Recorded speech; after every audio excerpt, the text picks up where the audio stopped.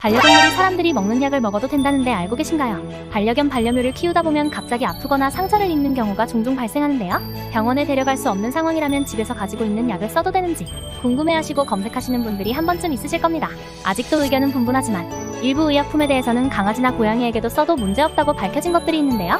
오늘은 응급 상황에서 강아지와 고양이가 먹어도 되는 사람에게 대해서 알려드리도록 하겠습니다. 사람들의 약을 반려동물들이 먹어도 되는 품목 16가지 도움이 되실 내용이니 꼭 끝까지 보시고 위급 상황 시 대체하시기 바랍니다. 1. 밀크시슬. 간 건강을 위해 사람들이 먹는 제품이죠.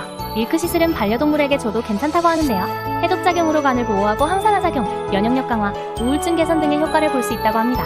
이멀미약 드라마민. 애완동물들도 멀미를 하는 것을 알고 계신가요? 사람이 사용하는 멀미약 중 드라마민, 이것은 강아지나 고양이에게도 사용할 수 있다고 합니다. 다만 부작용으로 졸음이 생길 수 있다고 하네요. 신기하죠? 3. 프로폴리스. 프로폴리스도 면역력 강화를 위해 사용하는 영양제로 인기가 많죠. 어린아이들 키에도 도움이 된다고 하고 여러 방면으로 좋은 영양제 중 하나입니다. 물에 희석해서 강아지에게 먹여주면 치아 건강 및 면역력 향상에 도움을 준다고 합니다. 감기가 걸린 경우에도 2에서 3방울 먹여주면 감기 증상을 완화시키는 데 도움이 된다고 합니다. 4. 피부병약 히드로코르티손. 스테로이드 연고 중 가장 순한 연고이기 때문에 부작용이 매우 적다고 하는데요.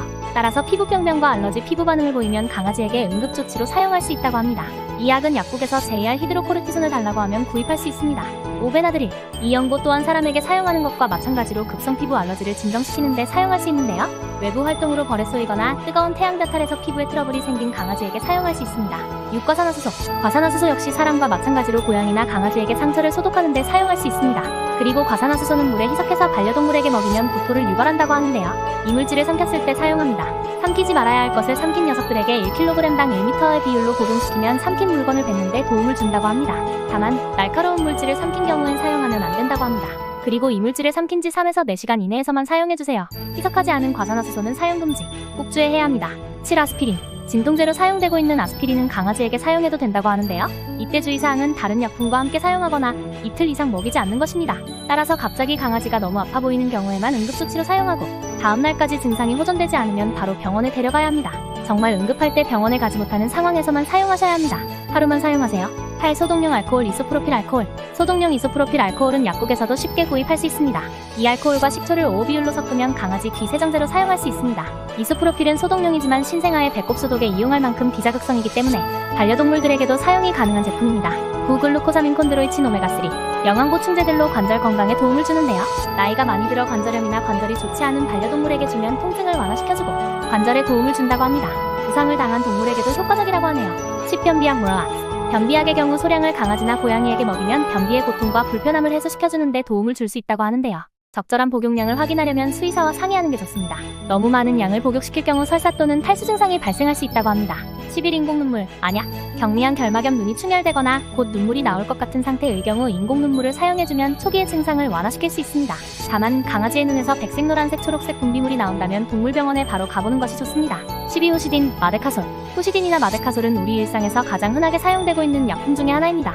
이 약품들 역시 고양이나 강아지에게 발라줘도 된다고 합니다. 극소적인 상처 치료와 함께 세균성 피부병에도 쓸 수 있다고 합니다.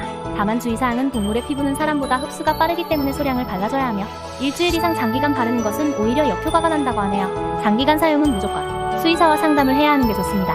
13. 네오스포린 연고. 항생제 연고로 마데카솔과 후시딘과 비슷한 연고입니다. 반려동물의 작은 상처나 철과상을 치료할 때 사용된다고 하네요. 알레르기를 일으키는 설파제류 항생제가 없어 부작용이 적다고 합니다. 14. 페니아라이트. 페니아라이트는 먹는 수액입니다. 체내에 빠르게 흡수되어 설사, 구토로 인한 탈수 증상을 막아준다고 합니다.